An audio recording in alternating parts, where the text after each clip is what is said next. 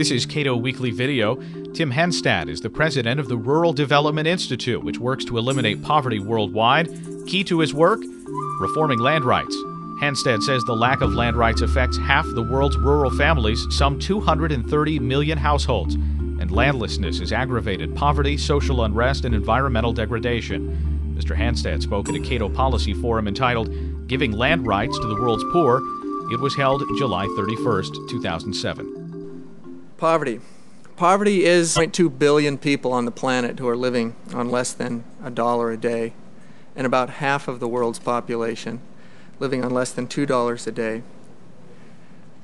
Poverty is the root cause of hunger and malnutrition, which affects about 800 million people around the world, which kills 20,000 people a day. But what's needed to alleviate poverty? I'll point to four components. First and foremost, broad economic growth. Economic growth is necessary, but it's not sufficient by itself. For the poorest to benefit from and to contribute to that economic growth, they need other things. They require access to health, access to basic education, and access to economic opportunity. Now let me focus on that last component, access to opportunity. Because by access to opportunity, economic opportunity, for the poor, what it means is access to assets. And for the vast majority of the world's poor, those assets are capital and land. Now, the need for capital is perhaps more obvious, and we've learned a lot over the past 2 decades about the limited amount of capital that's needed and how it can be provided to the poor through tools such as microcredit. But what about land? Why is land so important? Well, 80% of the people in the world, of the poorest people in the world, are living in rural areas. And in those rural agricultural settings, land is not only the source of food, it's the key source of income, of status, of wealth, and of power.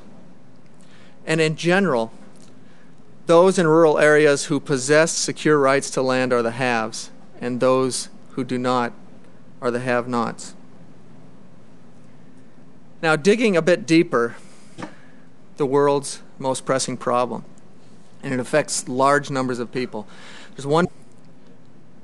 There are actually 2 types of problems that come at the intersection of land rights and poverty.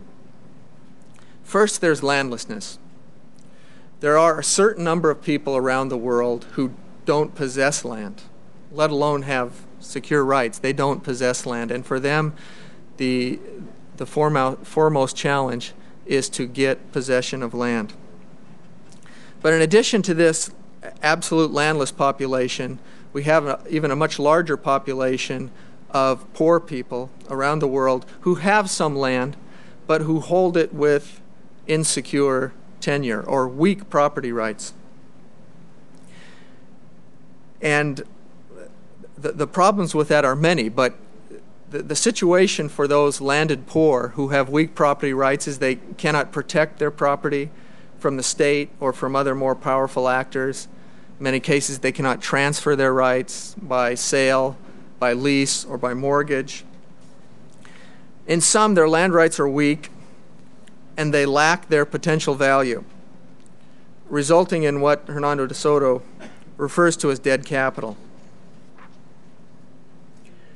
Now, the tools or the solutions for addressing these problems of providing secure property rights to the poor, they vary, but they all fall under a term that I'm going to use with a bit of trepidation, the term land rights reform. And I say trepidation because the term land reform has a bad image. It has a lot of baggage, in large part because land reform has been done poorly in many, many countries. And we only have to look at the recent example of Zimbabwe, of what land reform has done to that country, and I know the Institute has done some good research on that. But our definition is on the slide. It covers both of the problems in the 2 categories of poor people that I mentioned earlier, but it also includes the important characteristics of market-friendly and of democratic. And history is also filled with examples of land rights reforms that have been done mostly well and have had quite positive results. Perhaps the most celebrated examples were the post-World War II reforms in Taiwan and Japan and South Korea, which not only broadened land access, but it helped secure property rights for the masses of the rural poor in those countries and were the foundation for decades of economic success that followed. Tim Hanstad is president of the Rural Development Institute. This is Cato Weekly Video. You may subscribe to other podcasts at our website, cato.org.